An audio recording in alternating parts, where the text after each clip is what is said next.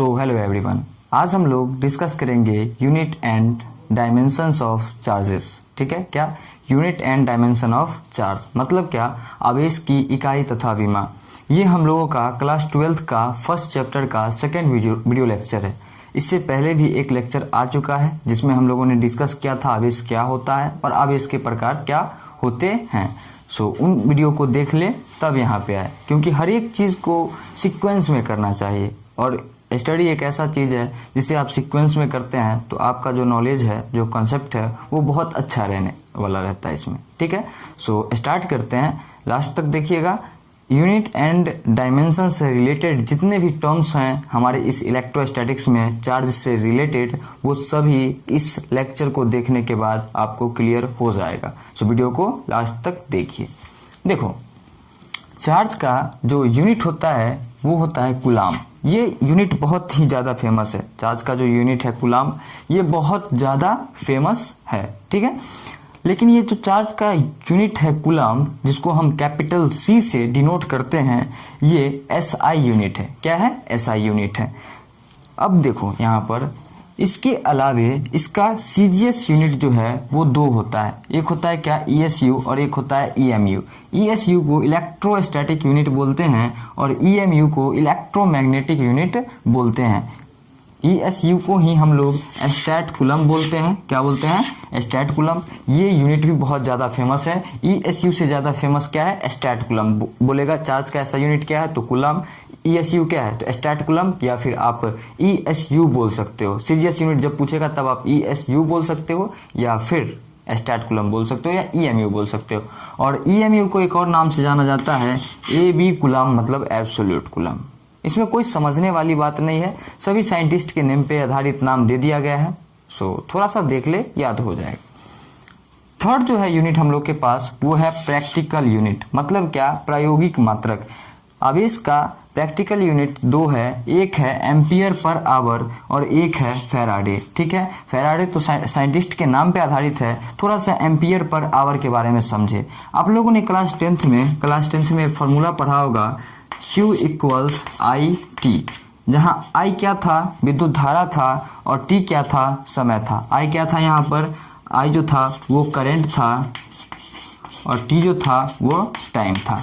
आप में सबको पता है कि करंट भी एक प्रकार का फंडामेंटल क्वांटिटी है और टाइम भी एक प्रकार का फंडामेंटल क्वांटिटी है, जिसका यूनिट एम्पियर होता था यहाँ और टाइम का यूनिट सेकेंड होता था। लेकिन यहाँ पर प्रैक्टिकल यूनिट की बात की जा रही है, तब यहाँ पर टाइम के लिए जो प्रैक्टिकल यूनिट है वो हम लोग क्या देते हैं? आवर देते हैं। तो उस प्रकार से जो हमारे पास प्रायोगिक मात्रक है वो निकल के आता है। तो एम्पियर पर आवर समझ में आ गया होगा, विद्युत धारा इंटू समय। आई होप सभी को क्लियर हो गया होगा। अब हम लोग देखते हैं रिलेशन SI, CGS और प्रैक्टिकल यूनिट के बीच।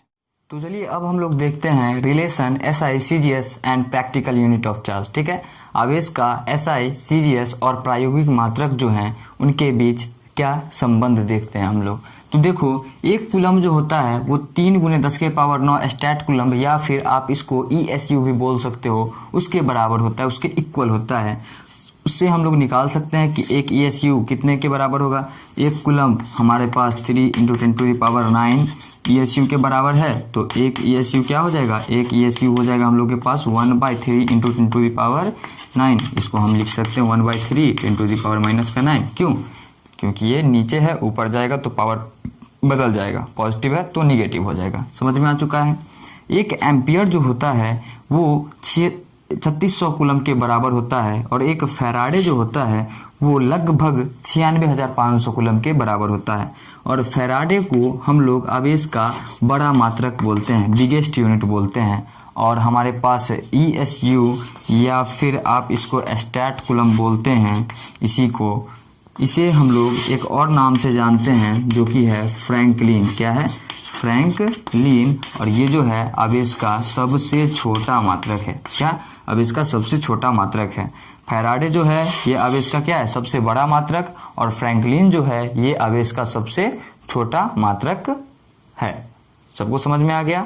ठीक है, अब देख लेते हैं हम लोग क्या डायमेंशन किसका? चार्ज का। चार्ज का क्या?